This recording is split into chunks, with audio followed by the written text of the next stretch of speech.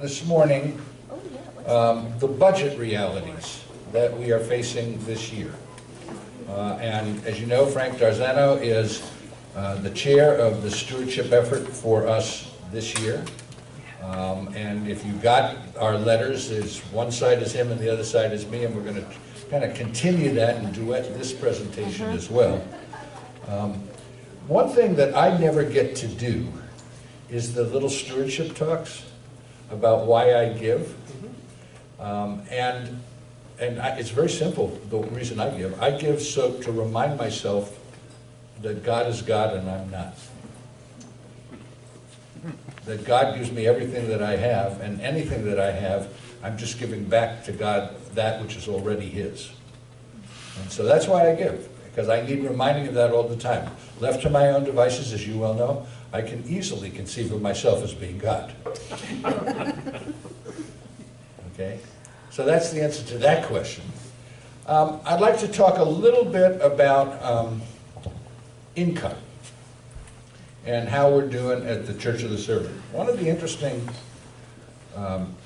things that happened last year, depending upon how you count it, during an interim period, when you not only had lost your rector, but you'd also lost the assistant that you loved, is the pledging went up 28%. That never happens. Never happens. Okay? And so, for me, that's a sign that folks began to reinvest in the church in ways that maybe they hadn't quite as much before. Now, how much is that? Well, it's a little shy of $500,000, $489,000 plus. Is that enough for 2019?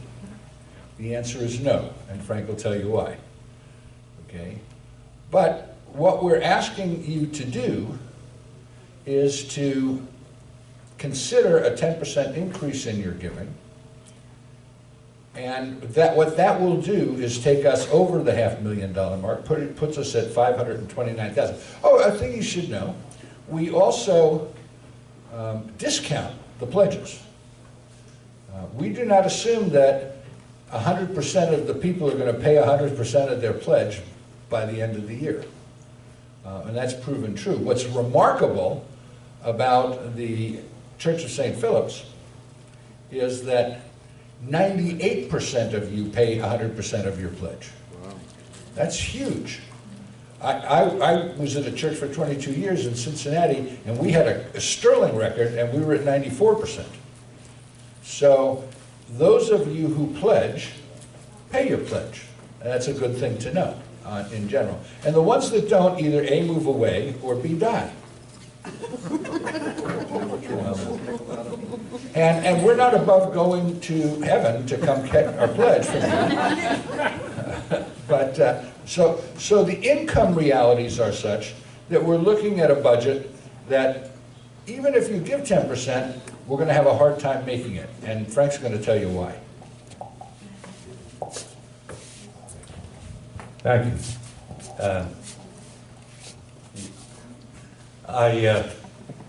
I'd like to start off my remarks by saying that I'm carrying an awesome title. I am the chairman of stewardship. I'm sorry. I am sorry. But my definition of stewardship does not cover what the title does. Stewardship is everything. It's everything that we do, every part of this church, every part of your daily life in Christ.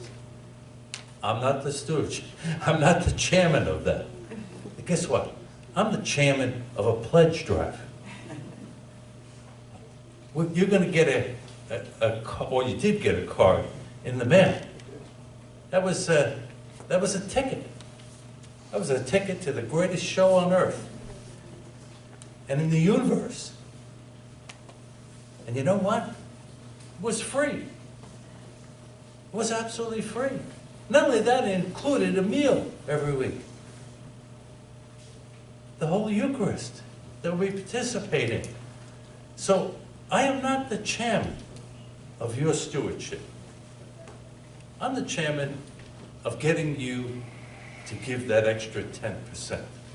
Okay, and the reason why we need that extra 10% obviously is very closely tied to clergy. Now, it's interesting, just the other day, I had an important anniversary. I moved to North Carolina on October 27th in 1999. And of course, I became a member of the church immediately. But I think since 2004, this parish family has had a vision that included having a rector and having an assistant priest. Well, guess what, folks? After 16 years of waiting, we're there. We're there. We have an assistant. Praise the Lord for TJ. I'm going to tell you, you know, I know Chairman Wright will sometime in the future, after our rector is called, will share with us the journey that he and his committee took and what it took to get a rector. Well, before Father Barry left, I was appointed to a committee to hire an assistant. He felt that he needed to get someone in that knew the ropes, that knew the church before he left. Well, I'm going to tell you that that committee was set up in April of his last year. Guess what? We didn't get an assistant. We didn't even come close. Canon Stockard met with us and said, sorry. Candidates are nada. No one. So it didn't happen. But now we have a person in place. And mercifully, that person is going to be joined by our new rector. Bob Wright will share with you that it's not easy to find a rector. Frank will share with you that it ain't cheap to have a rector. All right? I said there was a number in the letter, and maybe it was a little on the ambitious side, 180,000 to 200,000. But it's in the realm of possibility. Now, I can quote you how many things make up that salary. I have a list here of about a dozen things. And I'll be happy to answer specific questions about certain aspects of that cost. Salary is just one of them. We have pensions, we have insurance. One I love, one I really love, because it's near and dear to me. I was an educator. And one of the things my students marveled at was when I would talk to them about their education, and I said, well, you know, I've been in school for 42 years as a student. You know, they'd look at me, are you nuts?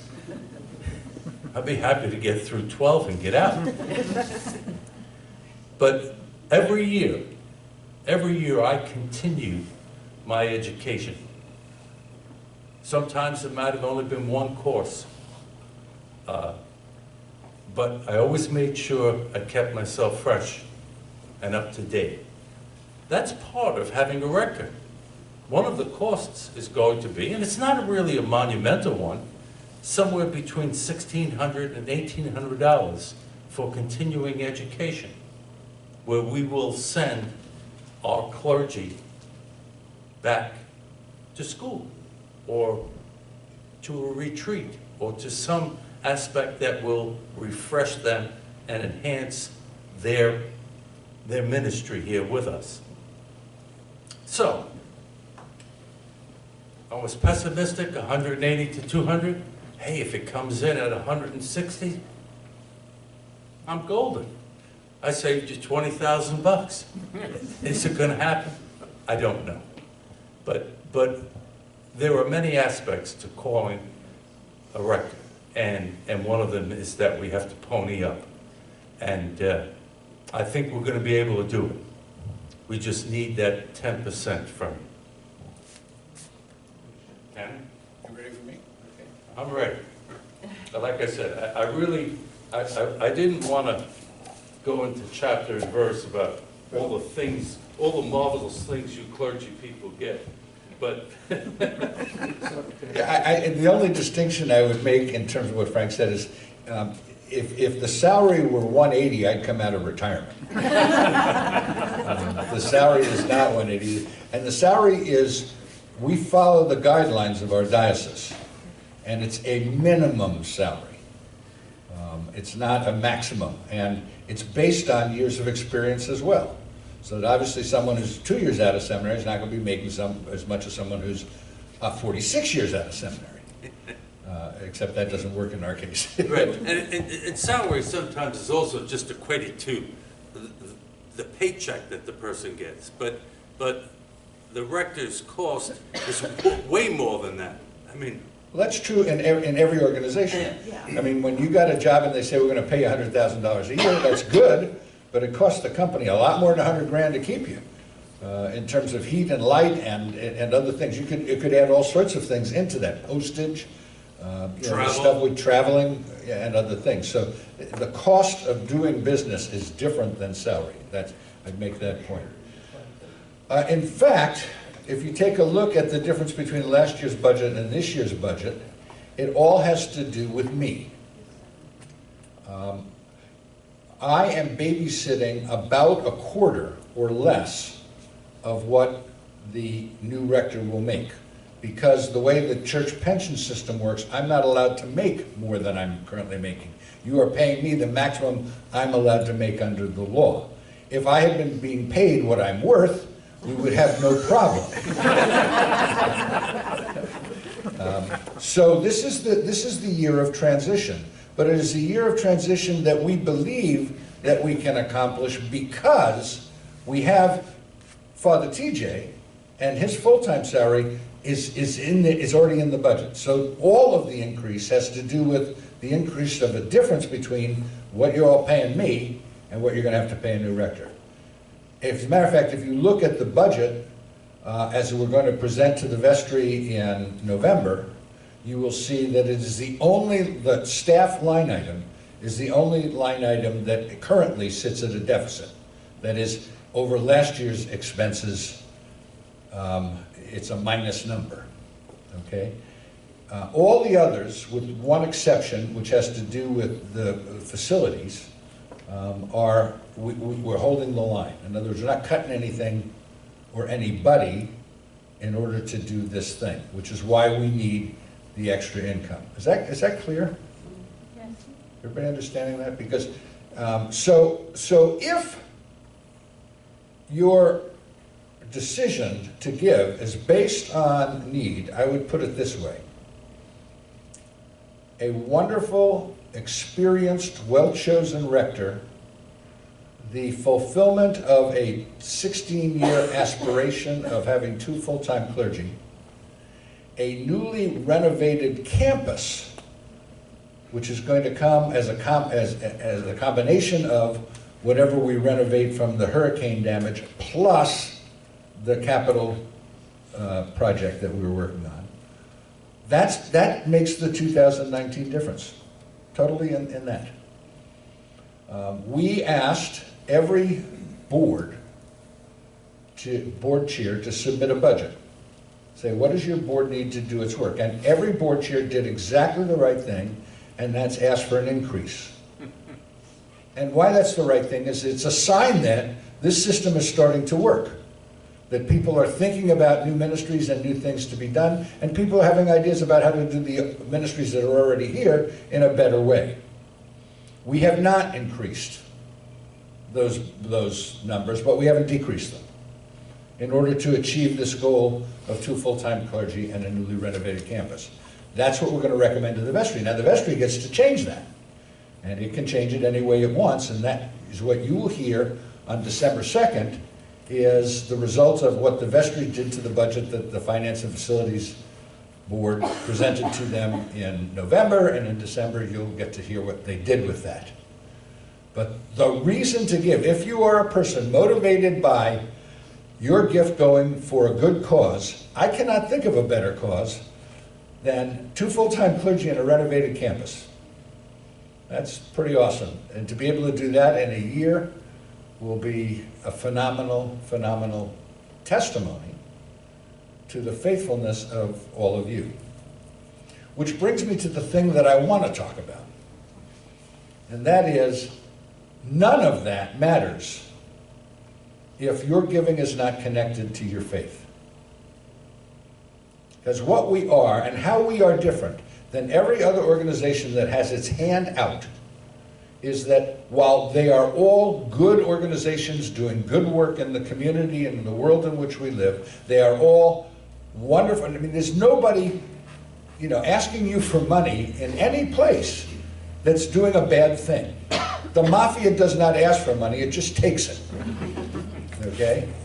But art museums and Red Crosses and all of those relief agencies and all the other things, people who shelter abused animals, I mean, they're all doing good work. But none of them care about your faith. That's not a bad thing, it's just that's not their mission. Our mission is to help you be in closer proximity to your God. And here's the truth. The single biggest thing you can do to strengthen your relationship with God is give more money. I didn't make that up. Jesus did. People say, you're always talking about money. Yeah, I'm always talking about money because Jesus always talked about money. 78% of everything Jesus said is either a financial or an economic metaphor or directly about how you give. It's what it's about. And Jesus said this. He said, where your treasure is, there will your heart be. Most people get that wrong. This is my 48th every member canvas or pledge drive in my life. And in every one of them, someone will say, if we only can get more people coming to church and more involved, they'll give more. And that's exactly what Jesus did not say. What he said was, if you give more, you will come to church. You will work on your faith. And I can prove to you why that's true.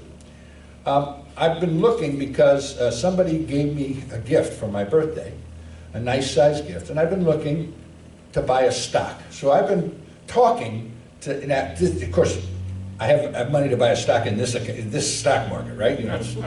My theory always is, buy high, sell low, or at least that's the way it looks, So I'm researching stocks, and one of the things that's interesting is that, and I'll give you the tip of the one. You want a tip of the one I'm going to go with? I mean, I'm not going to tell you. But if I told you it was the XYZ Corporation, and you bought that stock, even though you have no idea what the XYZ Corporation does right now, you'd learn a lot about it real quick. You learn about what you invest in. That's what Jesus is saying. Is that if you invest in something, it means that you value it. It's important to you. And what you value can only be determined by 2 books that you have. Your date book and your checkbook. Because the 2 things we spend are time and money. They're the only 2 things we spend. Okay? So, what you value, what you care about, is reflected in that. And if you choose to care more about your relationship with God in Christ, Jesus said it, give more. I had a doctor once in my congregation. He and his wife, both doctors, decided that they were going to tithe. And so they decided to give 10% of their income. And he stood up and one of, if he were here today and Frank asked him to do it, he'd stand up and do his little testimony. And he said, the easiest thing I do is write a check once a month. That's the easiest thing I do. If I were to tithe my time and say I want to spend an hour a week in Bible study, that's impossible. I don't have an hour a week. So he falls short in the giving of his time, he says. So in order to deal with that, what he and his wife did is packed up everything and their 5 children and moved to Haiti. And he and his wife are doctors now, and actually they just came back after 20 years of missionary work. But what got him there, what got him to Haiti, was the decision to tithe. Because all of a sudden this stuff became more important in their lives. So I want you to think about this, and as I wrote in my letter, I really sincerely hope that you will pray before making this decision. That you just don't make it in a balance sheet kind of way. You don't make it in a bottom line kind of way. You make it as, this is a part of how I'm going to exercise my faith. So pray. And ask God to be present in the decision you make.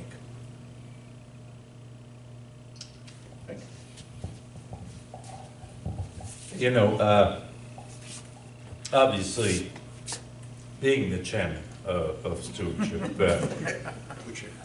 which I'm not, you start to read material and study so that you can have all kinds of clever things to say to the people you're giving you spiel to. And some of them are very interesting. I have one for you. I read about a church in Maryland. St. George was the name. But one of the things the rector did there, because money was always at every discussion, at every vestry meeting. And he said, we're going about this vestry meeting the wrong way. He said, yeah, we'll have our opening prayer and we'll approve the minutes and then we'll have the treasurer's report. He said, that set the tone for the rest of the meeting. So, what did he do? He moved the treasurer's report to the last item on the agenda. So now, the vestry could comfortably hold a meeting without the worries and pressures of, gee, how are the plate offerings? How are the pledges coming in? Which I thought was very clever. So, recommendation, move the treasurer's report to the last part of the agenda. Talk to the new rector. I knew that was coming too.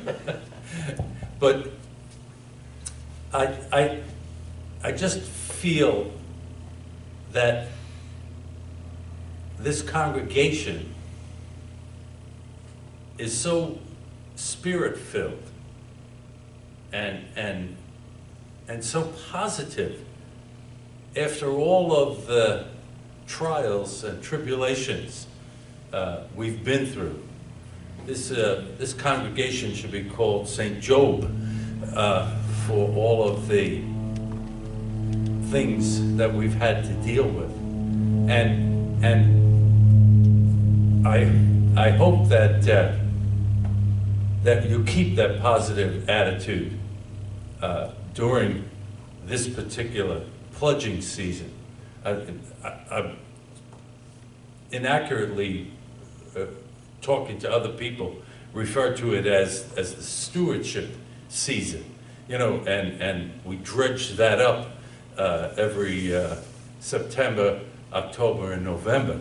But as I, in my opening remarks, said, stewardship is 365 days a year, 24/7 in our faith. And that's an important thing to keep in mind. Luckily, we've changed our structure. We have a lot of support now.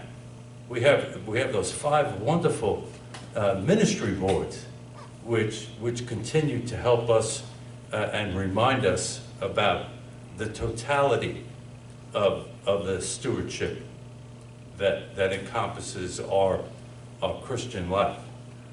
And I just feel very strongly that that things are going to come out good. Especially when I'm reminded that our assistant priest will be able to, for the rest of his life, no matter what church he goes to or where he ends up in his ministry, he can always say, you know, I worshiped in a place that had a disco ball.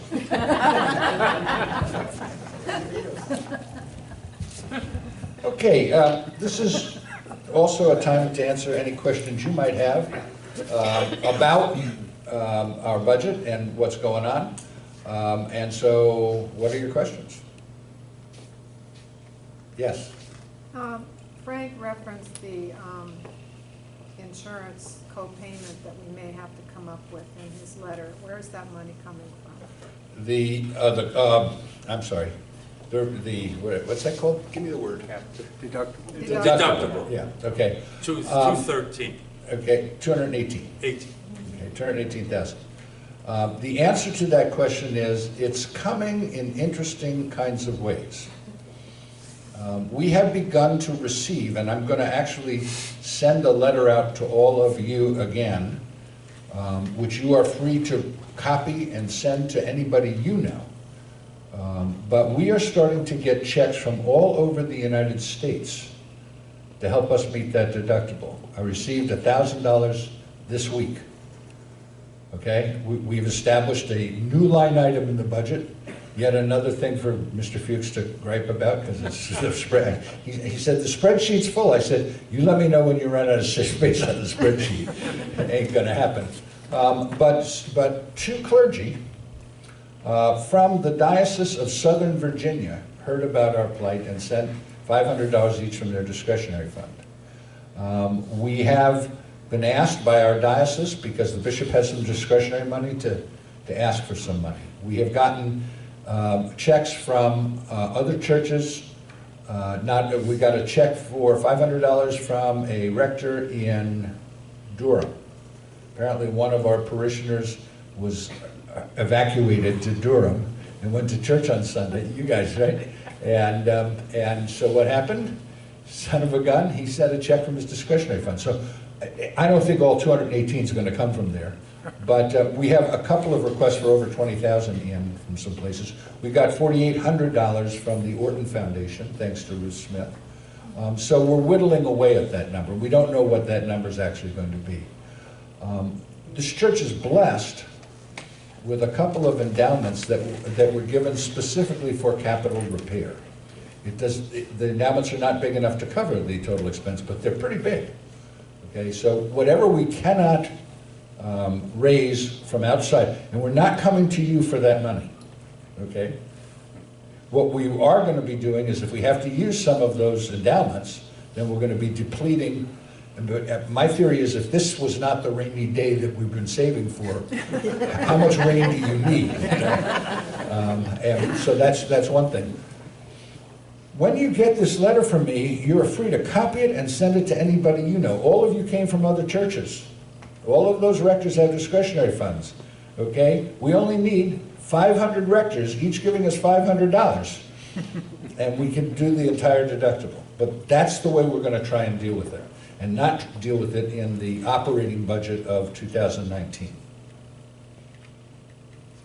I think that's an incredibly important point.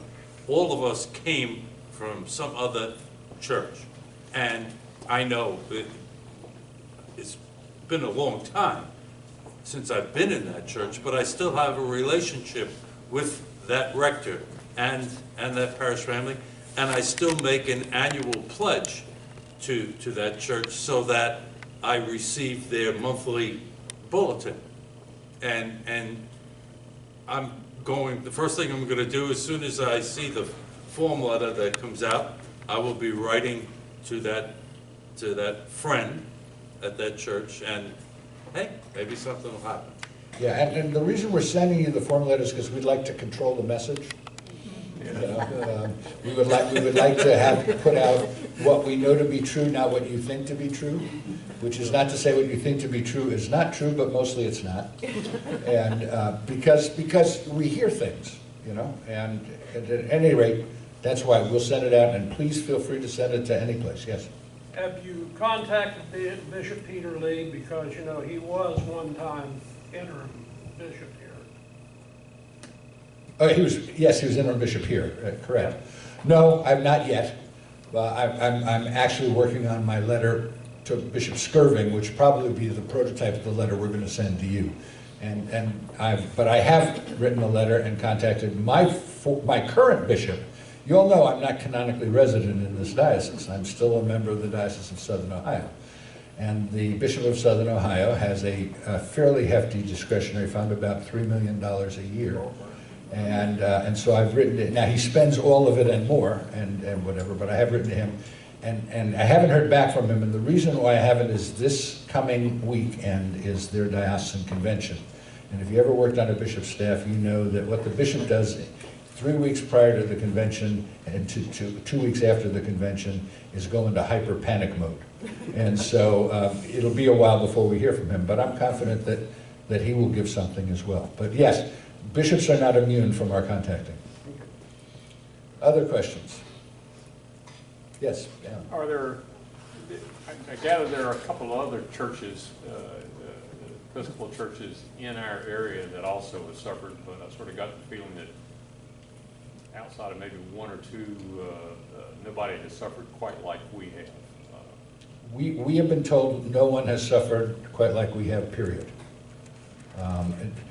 Lots of churches are damaged, and the other reality is we have resources.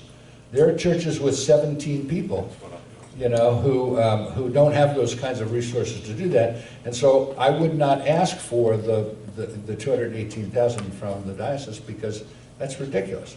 But, you know, they want to be a participant with us.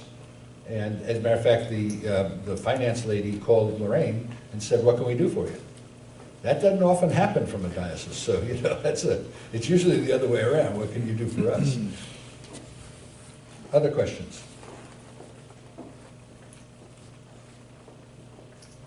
You all comfortable about the budget process? You all know the budget process. Well, you do, but let me just quickly tell you how we construct the budget. Our treasurer, Bob Fries, sends a letter out to all of the board chairs and also to what are called budget line item owners.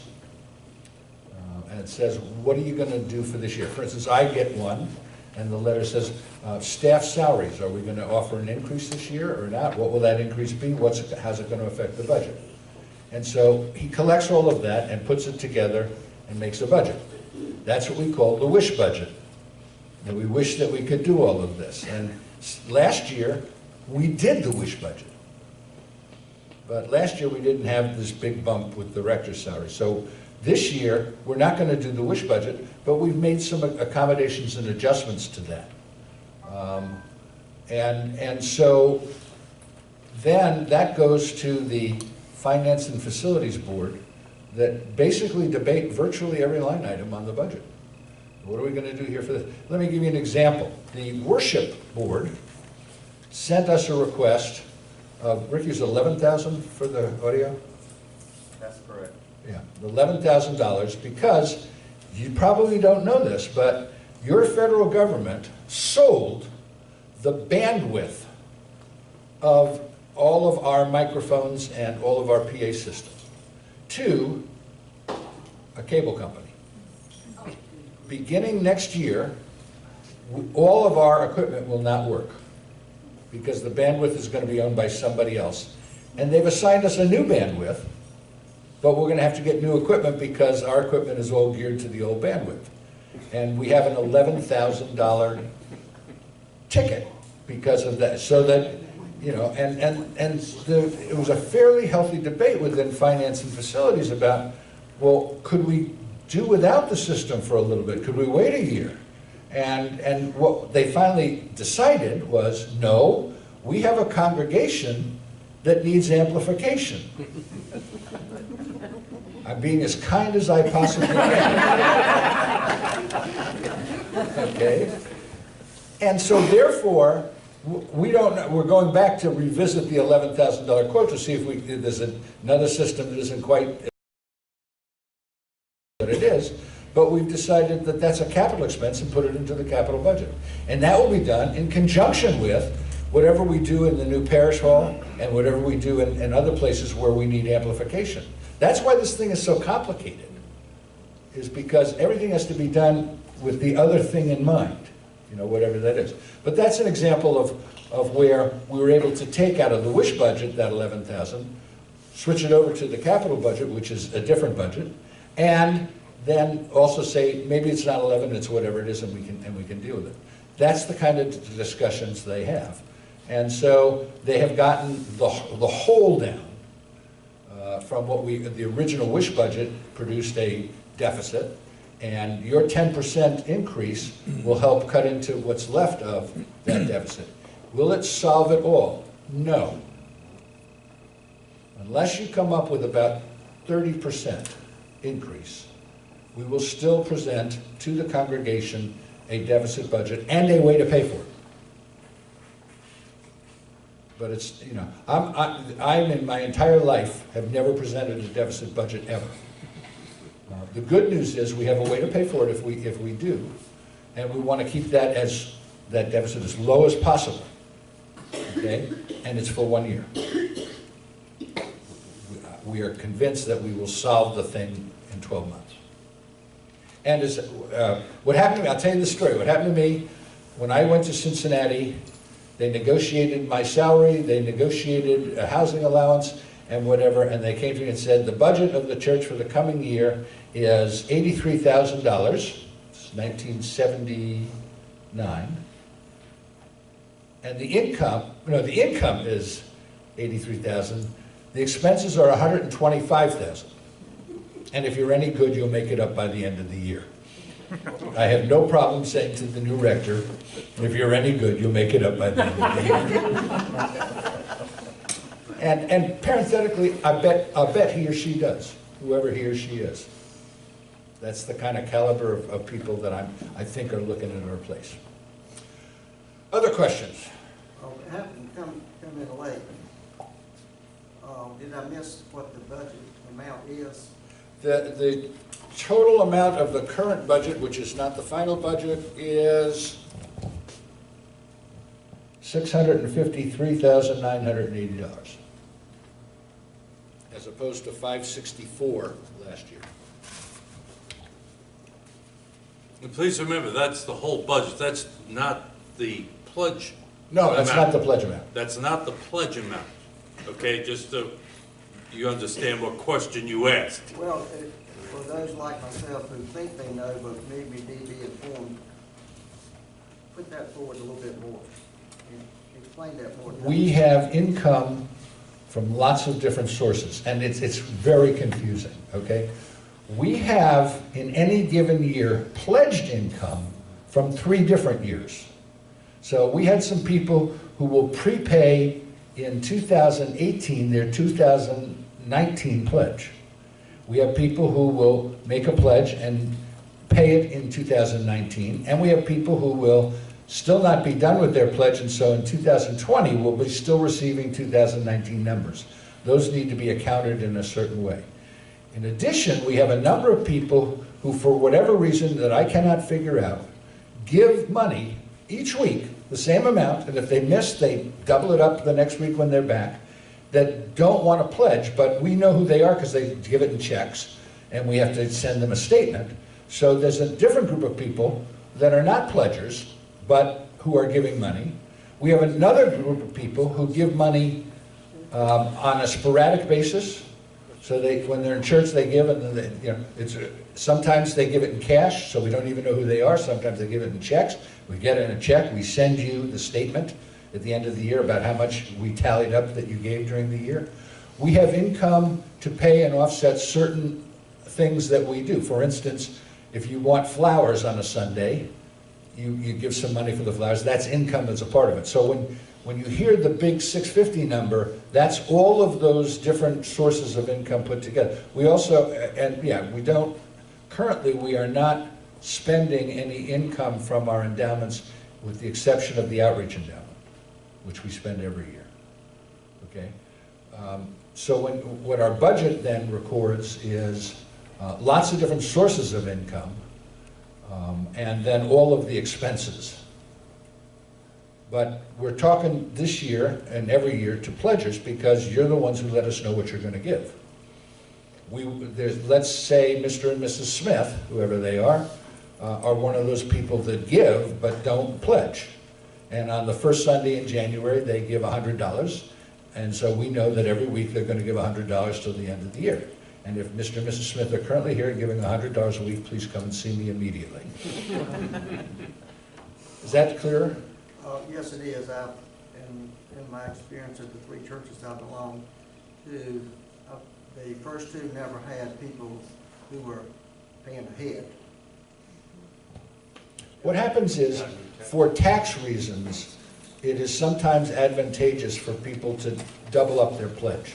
So they pledge it, this year and next year before the end of the fiscal year, so that they can claim it on their taxes. Once you do that, you have to keep doing it, because otherwise the next year if you don't do it, then you get zero deduction in your taxes. Well, what I meant to say, there was not significant income from that area in the other two churches, so I'm very impressed that we have that.